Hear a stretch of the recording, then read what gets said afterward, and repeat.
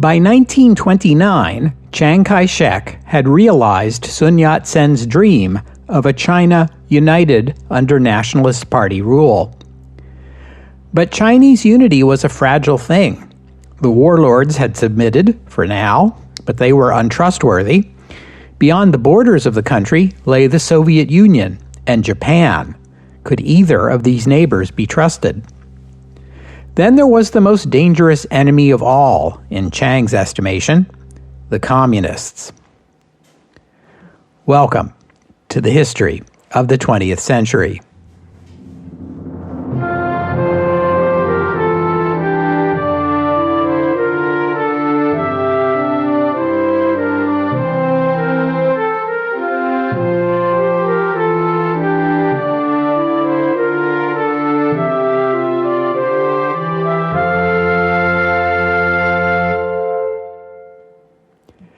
Episode 262, The Long March.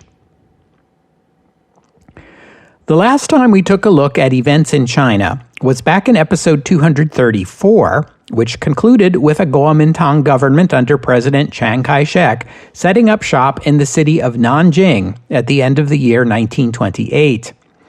The Northern Expedition, originally conceived by Sun Yat-sen, succeeded in its goal of reasserting Kuomintang control over China and bringing the warlords to heel, although Sun himself did not live to see this ambition realized. I left off at the end of that episode by noting the two biggest challenges facing Chiang's government, the Communists and the Japanese. Today, we'll look at the next few years in Chinese history and check in with each of these three forces. First, Chiang and the Nationalists, then the Communists, and finally, the Japanese. Chiang established Nanjing as the capital of the Republic of China. The city had the advantage of a central location, and although Beijing had been the capital of the Chinese Empire for centuries, Nanjing had played that role before. In fact, the names Beijing and Nanjing mean Northern Capital and Southern Capital, respectively, in Chinese. Nanjing was also close to Chiang's power base, so that counted for something, and choosing a new capital made an important symbolic statement. It demonstrated a break with the past and a declaration that Chiang's government represented something truly new. Recall that Sun Yat-sen had laid out a three-step strategy for creating a united and democratic China. First, a military takeover, then a transitional period in which the nationalists would rule while preparing the nation for democracy, and only then would an elected government take over. Sun conceived this plan after the failure of his first effort, when a democratically elected government collapsed almost as soon as it was established. So Chiang could rule China both as president of the republic and chief of the military, and also claim the mantle of Sun Yat-sen. If there was no democracy just yet, well, be patient. And remember that even Sun Yat-sen couldn't build democracy in a day. Chiang would rule China from his capital in Nanjing until 1937. A period known in Chinese history as the Nanjing Decade. The Nanjing Decade was a welcome respite from the chaos and violence of the warlord era. The relative stability of the time allowed for greater economic growth. New schools opened, and the number of Chinese children getting an education soared. In the realm of foreign relations, Western countries granted Chiang's government diplomatic recognition and negotiated the end of some of the special concessions that had been forced on China in imperial times. Western governments recognized China's claim to the western region of Xinjiang, where the Soviet Union was trying to stir up revolution.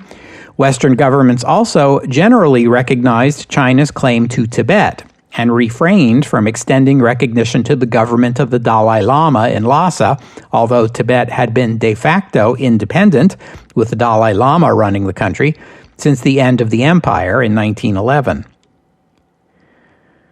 The biggest problem facing Chiang and his government during this period was a chronic shortage of money. There were a couple of reasons for this.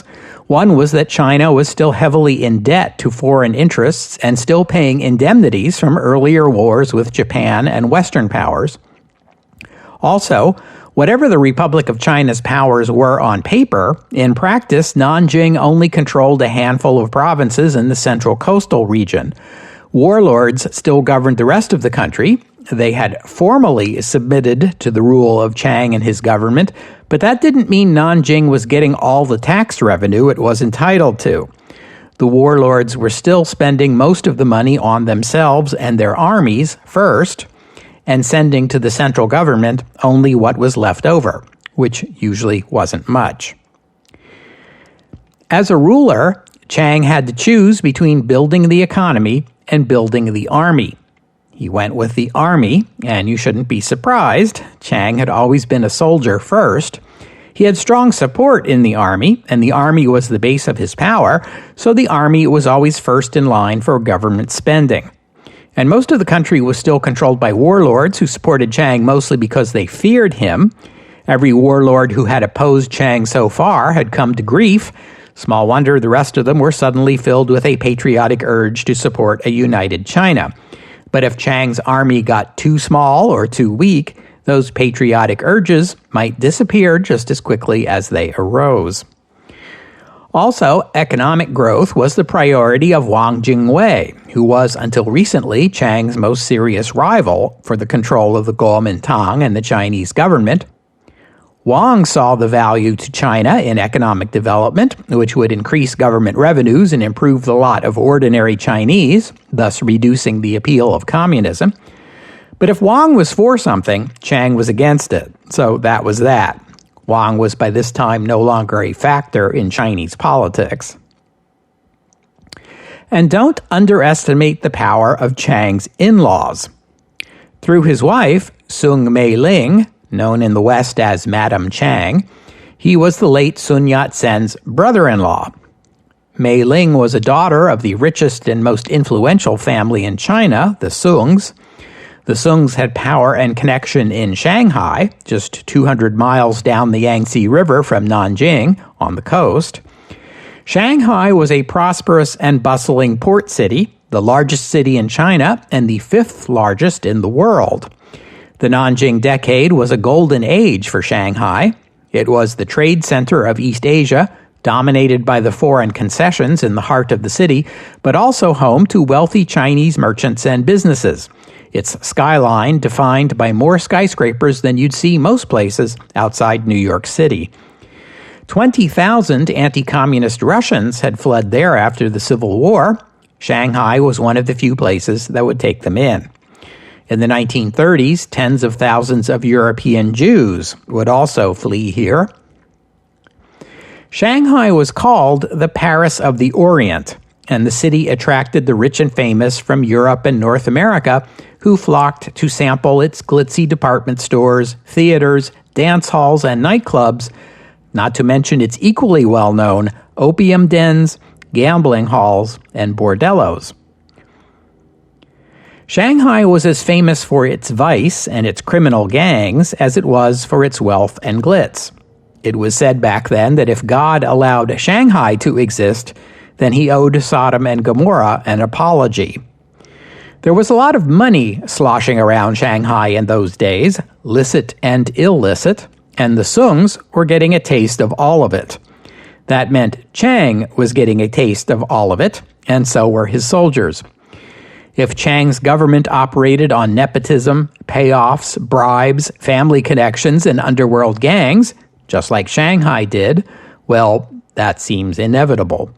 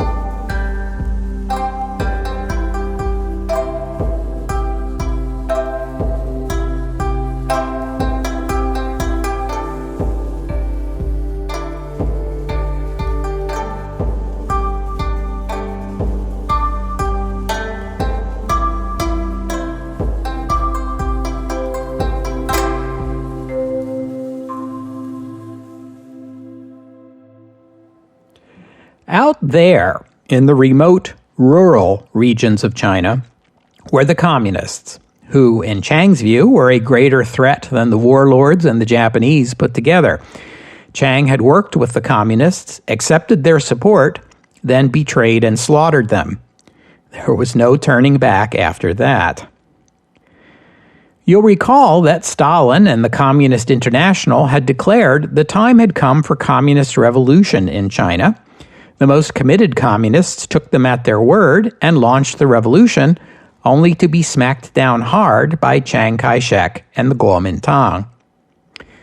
Just as the Nationalists had been torn over questions of whether or not to ally with the Communists and whether to prioritize economic or military development, the Communists were having their own internal debates. The Orthodox Communist leadership in the Soviet Union kept insisting that communist revolution would emerge from the urban proletariat. So had taught Marx, and so Lenin had demonstrated. Many Chinese communists tried, but the urban proletariat in China was but a tiny fraction of the population, and they tended to be nationalists, both in the small n and large n senses of the word. Also, most of the communist effort to organize factory workers was based in Shanghai, because that was China's largest and most industrialized city, the Petrograd of China, you might say. But Shanghai was also Chiang Kai-shek's backyard and piggy bank, and it was riddled with Kuomintang spies, who made it difficult to operate there. In contrast, other communist leaders, like Mao Zedong, found the rural peasants much more agreeable. The population of China was mostly rural peasants, and they were fed up with all the wars and revolutions and coups and political squabbling that had achieved nothing while making the life of the peasants even worse. China's farmers were quite sick of being the involuntary supply depots for warlord armies that were scarcely more than bandit gangs. All this talk about freedom and democracy and modernization seemed to them merely euphemisms for warlord rule. The fact that Chiang and his government had accepted the so-called submission of the warlords that left those bandits in control of most of the country was all the proof they needed that Chiang was not their savior. Perhaps this Mao was. Mao had attempted an unsuccessful peasant revolt, been imprisoned, bribed his way out, and retreated to the rural Jinggang mountain region, where he and a former Kuomintang military commander named Zhu De worked together to organize the local rural folk and build a Communist Party army. Zhu would be its military commander, Mao its political commissar, along the model of the Red Army.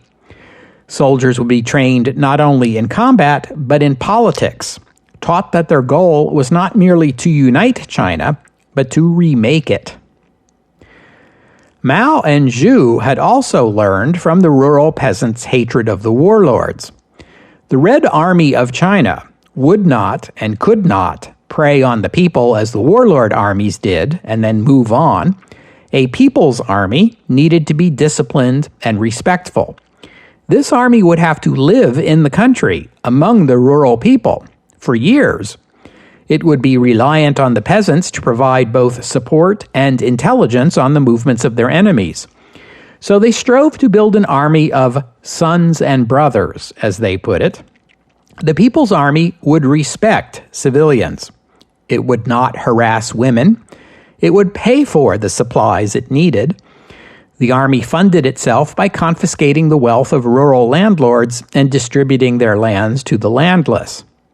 It would oppose the rich and the criminal element and cultivate the support of the poor but honest farmers who were the backbone of the rural Chinese economy. Between the years 1930 and 1934, the Nanjing government army would conduct 5 campaigns against communist forces in the mountains, forces that were inevitably referred to as bandits by Chiang and the Kuomintang. Mao and Zhu knew full well the Nationalist army was better trained and better equipped, so their army relied on guerrilla tactics to stay ahead of their opponents. They would avoid direct combat and try to lure enemy units deep into remote places in the mountains where they could be cut off and destroyed. A network of informants among the farmers kept them appraised of enemy movements. The leadership of the Chinese Communist Party, living and working underground in Shanghai, people like General Secretary Wang Ming and Zhou Enlai, criticized Mao and Zhu for their deviant ideology right up until 1932, the year when the Kuomintang secret police closed in and the communists had to flee the city. They went off to the mountains and joined up with Mao Zedong, where they took control of the army and the rural enclave Mao and Zhu had built. By that time, 1932, the Nationalists had made 3 attempts to clear the communists out of the mountains. The first 2 had relied on warlord soldiers who were poorly motivated and not up to the job. As we've seen before, warlord armies are very good at bullying civilians, but when they have to face actual combat against opponents armed with actual weapons, they tend to cut and run. Chiang's third campaign against the communists had to be cut short owing to the crisis in Manchuria. We'll get into that a little later. By the time of the fourth campaign in 1933, Zhou Enlai was now in charge of the communist forces, and he directed an able defense that held the Nationalists at bay. Then came the fifth campaign, which began in September 1933. The Nationalists had learned from their earlier failures. This time, the army moved slowly and deliberately, clearing communists out of a region and securing it thoroughly before moving on. They would no longer be tempted into rash advances into the mountains. The communists had no choice but to make a strategic withdrawal. Now, this withdrawal would become the defining moment in the history of the Communist Party of China and the most storied event in modern Chinese history. It would cover 8,000 miles from central China west into Yunnan and the foothills of the Himalayas, then turn north through Sichuan and onto Yan'an in the province of Shaanxi, the same province to which the Dowager Empress had fled to avoid the Eight Power Coalition during the Boxer Uprising. This withdrawal would take a year. It would cost the communists 90% of their force to death and desertion, and become known forever after as the Long March. The original force conducting the Long March numbered about 80,000. Within 3 months, it was down to 30,000. The party leadership met along the way to discuss their situation and how it had gotten so dire. The urban pro-Soviet communists came under criticism, and here is where Mao and Zhu, now supported by Zhou Enlai, rose to become members of the Politburo and take leadership positions in the party. Nationalist forces pursued them every step of the way. Chiang took advantage of the movement of his troops through territory normally controlled by the warlords to show the flag and wrest more concessions from them. The warlord forces themselves were quite content to allow first the communists and then the government forces through their territory and just hoped they would both go away.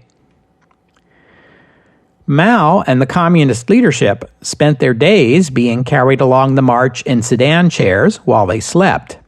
They spent nights monitoring radio communications, receiving intelligence from sympathetic civilians, and planning the next day's movements. Everyone suffered from hunger and privation. Mao and his wife had to leave their 2-year-old son behind in the Jinggang Mountains when they fled the nationalist attacks. Mrs. Mao gave birth to a daughter along the way, who was left behind with a local peasant family. The Maos lost contact with both of these 2 children and never saw either of them again. The Long March was the baptism of fire for Mao and the party. By the time it was over, Mao was the party's unquestioned leader, and for the rest of the 20th century, party leadership would be drawn almost exclusively from the comrades who had fought together, starved together, and stuck together during the Long March.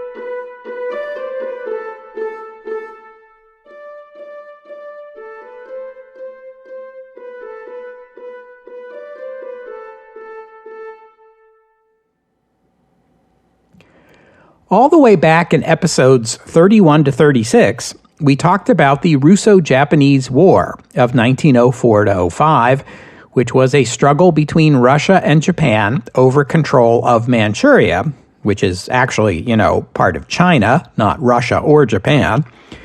The Russians and the Japanese were fighting over spheres of influence, as diplomats and historians like to say. When the war ended, the Japanese were in control of the tip of the Liaodong Peninsula, including Port Arthur, formerly the home of the Russian Navy's Pacific Squadron. The peninsula lies south of Manchuria and west of Korea, which was controlled by Japan at this time. Besides the tip of the peninsula, which is called Guangdong, the Japanese controlled a strategic railroad, the South Manchurian Railway, that ran north from Port Arthur to Mukden, and it was the coal and iron mines along this railroad that provided these valuable commodities to resource-starved Japan. Japan kept an army garrison at Guangdong called the Guangdong Garrison. After the Great War, it was upgraded to the Guangdong Army. You might also find it referred to in the history books as the Kwantung Army, and I guess that's what I'm going to call it for the next few episodes. About 100,000 strong, this force bore the heavy responsibility of protecting Japan's hard-won control of this region. After Japan was forced to cede the Shandong Peninsula back to China in 1922, Guangdong became even more important for its resources, its port, and its strategic location. It was essentially Japan's western defense line. The Kwantung Army became the most important element of the Japanese army and the most prestigious posting for a Japanese army officer. We saw how the Japanese felt rebuffed by their Western allies at the Paris Peace Conference, episode 199. There were two schools of thought among the elites of Japan regarding the future of the nation. One was that Japan should seek its place in the sun as a great power, alongside nations like France and Britain and the United States. The shabby treatment Japan received in Paris discredited that view, which was most frequently heard among liberal politicians. The other view was that Japan needed to go it alone. In this view, the other great powers respected only strength, therefore, Japan needed more than anything else to be strong. Because it was a land lacking in natural resources, Japan would need to follow the lead of Western nations like Britain and France and develop a network of colonial holdings which would provide Japan with the imports it needed to keep its economy growing and support a military that could go toe-to-toe with any of the other great powers and maintain Japan's position as the hegemon of East Asia and the Western Pacific. This second view was particularly popular among the right wing, and especially within the military. The Kwantung Army was particularly right-wing and particularly drawn to this militarist interpretation of Japan's destiny. To them, the civilian government in Tokyo was foolish, ineffective, and corrupt. Japan was not secure, its future was uncertain, and all the politicians in Tokyo ever did about it was bicker. The Japanese archipelago has a land area about 20% larger than the land area of the British Isles, though much of Japan's land is rugged and mountainous and therefore less productive. Its population at this time was almost double that of the British Isles, over 80 million and rising rapidly. Japan needed room to grow. It needed agricultural land to feed its people. It needed resources. The officers of the Kwantung Army saw what they believed was the solution to Japan's woes, and it lay literally in their own backyard, the Chinese province of Manchuria. Manchuria had natural resources, it had agricultural land, and it was underpopulated. It was everything Japan could wish for. But there were two problems with this potential solution: the Chinese and the Russians. The Japanese had already made a bid to take control of eastern Siberia during the Russian Civil War, landing some 70,000 soldiers in Vladivostok. But the Russians hadn't liked it. The Allies hadn't liked it, and the move was controversial domestically. The Japanese public had wanted above all else an end to the war, and so the Japanese government was forced to back down, although bear in mind that the last Japanese soldier didn't leave Vladivostok until October 1922. But the Russians had been busy fighting their own civil war, and afterward in picking up the pieces. So the Japanese felt confident that Russia would be no threat to their position in Manchuria or to the home islands themselves for years to come. In China, this was the warlord era, so China's national government, such as it was, had little or nothing to say about Japan's role in Manchuria. The one Chinese person who did matter was the 45-year-old Zhang Zuolin. Zhang had been a military officer in Manchuria during the 1911 revolution, during which he and his soldiers opposed those in Manchuria who wanted to take advantage of the revolution to declare Manchurian independence. For his support of Chinese unity, he was rewarded with a promotion. When Yuan Shikai seized control of the young Republic of China, Zhang backed him, which earned him another promotion. He became both the civilian governor and the military commander in Manchuria. So after Yuan died and the warlord era began, Zhang was perfectly positioned to become the warlord of Manchuria, which he did. Manchuria was a large province and geographically remote from most of the other warlords, so Zhang's power there went uncontested. He ruled the region wisely, and Manchuria prospered. So did Zhang, who became enormously wealthy and lived in a cozy chateau with his 5 wives. But that wasn't enough for Zhang, who had dreams of using his relatively large and well-equipped military to take Beijing, the capital, which was not so far away. As we've already seen, whichever warlord happened to control Beijing controlled what passed for the central government of China, which held little power domestically but did hold the perk of being the internationally recognized government of the nation, which allowed whichever warlord controlled it to cut favorable deals with the international community. In the decade of the 1920s, Zhang made 3 attempts to take control of Beijing in 1922, 1924, and 1926. The first 2 failed. After the 1924 attempt, the warlord Feng Yuxiang defeated Zhang and his other rivals, and he took control of the city. We met Feng before. He was the warlord who became a Methodist and was known as the Christian General, and he would soon ally with fellow Methodist Chiang Kai-shek. When Feng took control of Beijing, he chose to nullify the agreement that had been in place since 1911, the one that allowed the former emperor to remain in the Forbidden City and enjoy the title and privileges of emperor, only without any, power. Come to think of it, I guess this was a good time to get caught up on the story of the boy emperor, usually known as Puyi. Recall that he had been crowned emperor in 1908 at the age of 2, he cried at his coronation, and abdicated in 1911 at the age of 5. It was actually his father, the Prince Regent, who abdicated in his name, but he continued to enjoy the life of an emperor, if enjoy is the right word. He was surrounded by eunuch slaves who took care of everything for him. They fed him, dressed him, opened doors for him, blew on his hot soup for him. He never wore the same clothes twice. That was considered beneath an emperor's dignity. He never learned how to do such simple tasks as brush his own teeth or tie his own shoelaces. The result of this kind of upbringing was exactly what you would expect it to be. He became a spoiled brat and a monster who regularly ordered his slaves flogged just for his own entertainment. In 1917, when he was 11 and the warlord era was just beginning, the warlord then controlling the capital declared the emperor restored, which proved to be such a hugely unpopular move that the declaration was rescinded in about a week and a half.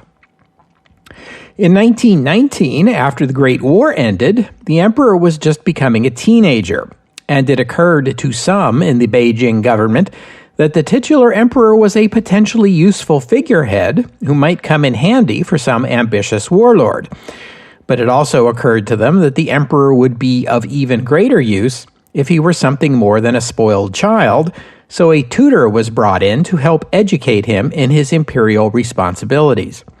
The tutor selected was a Scotsman named Reginald Johnston. Johnston became the emperor's first real human relationship. He was much more than a tutor to the boy. He was a father figure, a role model, and his only friend and companion. It was Johnston who figured out that Puyi couldn't see properly and insisted he be given glasses, over the objections of the imperial court, who believed glasses would be undignified for an emperor. He introduced the boy to such modern wonders as bicycles, telephones, and moving pictures. He taught the emperor English and world history and attempted to give him a picture of what was going on beyond the walls of the Forbidden City. When the May 4th protests broke out that year, following the decision of the Paris Peace Conference to award the German concessions in China to Japan, episode 200, it was Johnston who explained to the emperor what the commotion was about, astonishing the boy, who had difficulty understanding that the common people of his realm had concerns that went beyond their emperor and his welfare. Johnston was the only person who could tell the emperor what to do and make it stick. So the slaves prevailed upon him to persuade the emperor to be kinder to them. Johnston did so, although he was appalled by the corruption in the imperial household. The eunuch slaves were busy enriching themselves by selling off priceless imperial treasures. The emperor liked Johnston, and through him came to like and admire the Western world generally, and the British in particular. As he grew older, he began to speak of leaving the Forbidden City and studying at Oxford University, where Johnston had studied. It was a worthy goal, but, alas, an unrealistic one. In 1922, the imperial family decided the now 16-year-old emperor should be married. They showed him pictures of potential brides. He picked one, and the wedding was set. Only the boy got cold feet and decided to run away to England. This plan failed when Johnston refused to call him a taxi, and the boy was too terrified to venture outside the Forbidden City alone. So the emperor went ahead with the wedding. He met his wife for the first time in their bedroom on the wedding night. There he also met for the first time his second wife, whom he had also married in the same ceremony. He looked both of them over and fled the room. It seems no one had ever instructed the emperor in the art of love. Moreover, from our 21st century perspective, it also seems quite likely the emperor was gay. He married 5 women in his life, but he sired no children, and there is no convincing evidence he consummated any of these relationships, though there is plenty of evidence he took young men as lovers. This is a facet of his life that didn't make the movie. 2 years into his marriages, in 1924, Feng Yuxiang, the Christian general, seized control of Beijing. Feng was no monarchist, and he had noted how unpopular the emperor was, so he declared the arrangement under which the emperor kept his title and the Forbidden Palace canceled. Puyi could keep his wealth, but not his title, the palace, or his slaves. The eunuch slaves were left destitute, although some of them had been making a good living on the side over the past decade selling off palace treasures. The now former emperor was given just 3 hours to vacate the palace where he had lived his entire life. The Anglophile emperor wanted to flee to the British embassy, but Reginald Johnston urged him to go instead to the Japanese embassy. Johnston reasoned that Britain was merely a constitutional monarchy, while Japan still revered its divine emperor as Tenshi, or Son of Heaven, just like the Chinese do, or did, and he felt only the Japanese government would treat the emperor properly. The emperor lived 4 months in the Japanese embassy in Beijing. This strained relations with China, and the Japanese suggested he move to Tianjin, the port city just 100 kilometers to the southeast. Like Shanghai, Tianjin hosted numerous foreign communities in their foreign concessions. Puyi settled in there with his family and a large assortment of dogs, and became a regular in the foreign social scene in Tianjin, partying with rich British and French and Japanese. 4 years later, in 1928, came Chiang Kai-shek and the Northern Expedition, which I told you about in episode 234. If you recall, I ended that episode by saying that the remaining warlords submitted to the Kuomintang, putting the Nationalists in control of the whole country. And I told you that the last warlord to submit was the one who controlled Manchuria. That would not be Zhang Zuolin, the quite wealthy and successful ruler of Manchuria and the warlord who had seized Beijing in 1926, which meant for the past 2 years he was effectively the national government, such as it was. After a few defeats at the hands of Chiang's nationalist army, Zhang decided discretion was the better part of valor and withdrew back to his home base in Manchuria. Zhang's failure to prevent Chiang from taking Beijing infuriated the Japanese military commanders of the Kwangtung Army. Zhang and the Japanese had managed to maintain a respectful, if not exactly cordial, relationship for these past 10 years, but the Japanese well remembered that Chiang had been trained in the Soviet Union and until recently had had communist support, and they saw Chiang as a Russian puppet. And Russia was their strategic rival in the region. Someone decided Zhang had to go. This decision was not made in Tokyo. It was not even made at Army headquarters in Port Arthur, but among some lower-ranking right-wing officers in the Kwangtung Army. As the train bringing General Zhang home from Beijing passed over a bridge near Huanggutun, just outside Mukden, a Japanese officer set off a bomb on the bridge, mortally wounding the general, who died a few hours later. He was 53 years old. The Japanese had a couple of close allies among Zhang's senior commanders and expected one of them to take control over Manchuria. But they were caught off guard when control over the region fell instead to the late general's eldest son, 27-year-old Zhang Shuiliang. At first, this didn't seem to be a serious problem. The younger Zhang was known primarily as a skirt chaser and a heavy opium user, so the Japanese military commanders figured he would be easy enough to manipulate. They were wrong.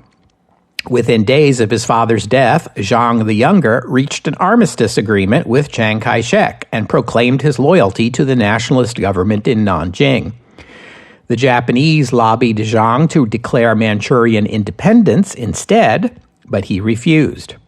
In the last days of 1928, the old government's flags were lowered for the last time, and Manchuria began flying the new flag of the Republic of China. This is the moment I was referring to back in episode 234 when I said the last warlord in Manchuria submitted to the nationalist government. Zhang cemented his control over Manchuria and his patriotic bona fides a few days later when he had 2 of his father's generals executed. These were the pair who were close allies of the Japanese. So Zhang became a patriotic hero and an ardent supporter of Chiang's government, even to the point of going to war with other warlords in defense of the government in Nanjing. In gratitude, Chiang's government allowed Zhang to rule Manchuria as he pleased. But just a few months later, Zhang pushed his authority too far when he tried to take on the Russians. I'll remind you at this point that in addition to that Japanese-controlled South Manchurian Railway, Manchuria also hosted a Russian-controlled Chinese Eastern Railway that ran east to west across Manchuria. It was useful to the Russians as an alternative route to Vladivostok, cutting hundreds of miles off the route around Manchuria taken by the Trans-Siberian Railroad. In the heady days following the October Revolution, the new Russian government promised the Chinese it would voluntarily surrender all the unjust concessions the old imperialists had foisted upon China. Over the decade that followed, though, the Soviets began to hedge on the Chinese Eastern Railway, which was too valuable to just give away. Perhaps it should be run jointly by China and Russia, they suggested, with management positions to be given to those who were most competent to operate the railroad.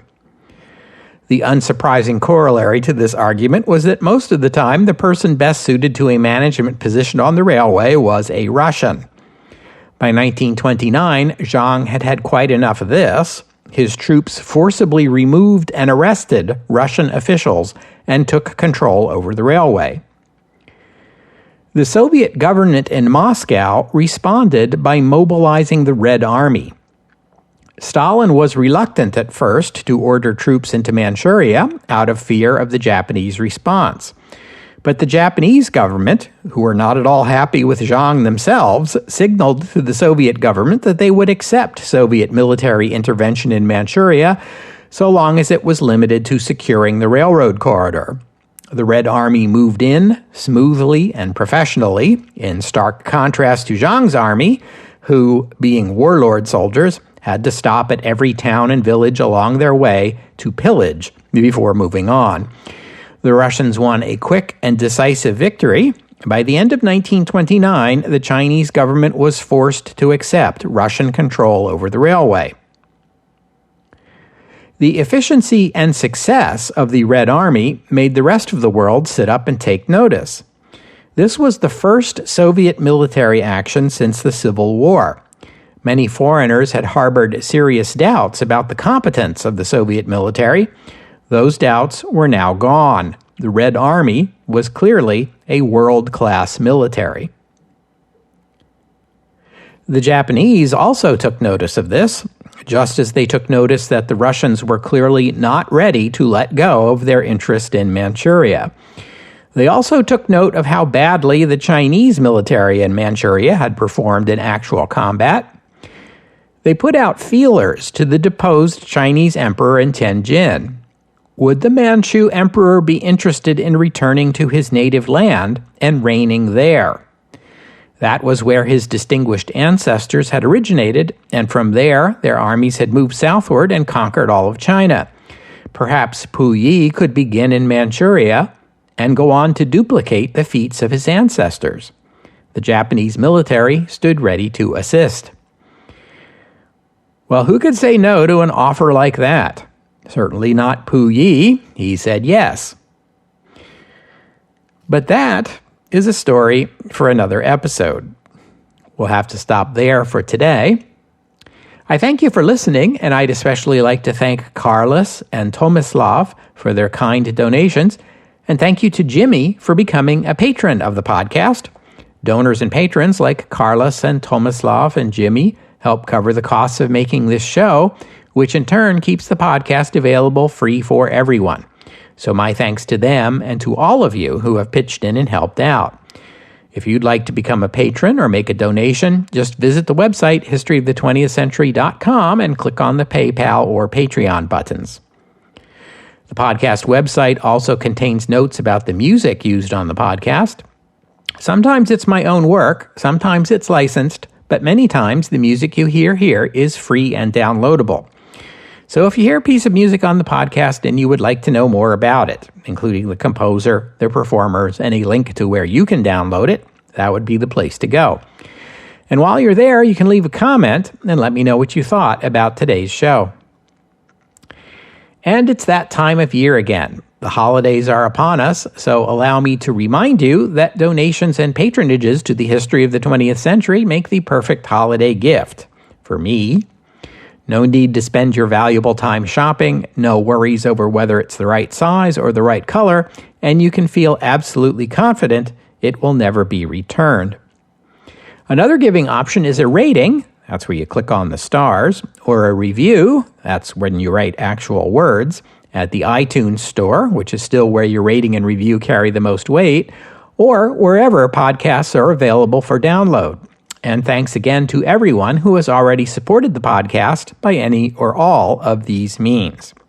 You help keep me going, and you help other listeners find the podcast. And I hope you'll join me next week on the history of the 20th century as we shift focus to Japan. From the period of 1922, when Japan pulled out of Siberia, to 1929, when it began meddling in a big way in Manchuria, the Japanese were relatively disengaged from affairs in China because they had troubles enough at home. We'll look into those troubles and the revived Japanese interest in Manchuria next week, here on the history of the 20th century. Oh, and one more thing. Puyi's first wife, Wanrong, the titular Empress of China, was bored and miserable during their stay in Tianjin. She wanted to go out partying every night like her husband, but he and his courtiers imposed traditional imperial standards on her. It was deemed unseemly for an empress to go dancing or wear Western clothes or play tennis or listen to jazz records or do any of the things she longed to do. A regular visitor to the emperor in Tianjin was his cousin, a Qing princess who had been given up for adoption to a Japanese family after the Revolution of 1911. She is usually known by her Japanese name, Kawashima Yoshiko. She was sexually abused by her adopted father in her childhood and grew up to adopt a wild lifestyle that involved moving regularly between Tokyo, Shanghai, and Tianjin. She had many lovers, both men and women, and preferred to wear men's clothes. She had a fondness for leather. She was perhaps what we today would call a trans man. The emperor regarded her as part of the imperial family, and she was always welcome to his home in Tianjin. She was also working for Japanese intelligence during this time and served as their go-between in negotiations with the emperor. Later in her career, she would command a counterinsurgency force that would engage anti-Japanese guerrillas in Manchuria. She has been called an urbane, leather-clad, cross-dressing spy princess. She has also been called the Eastern Mata Hari. She also shared Mata Hari's fate when she was tried for treason by the Republic of China in 1947 and executed in 1948 at the age of 40.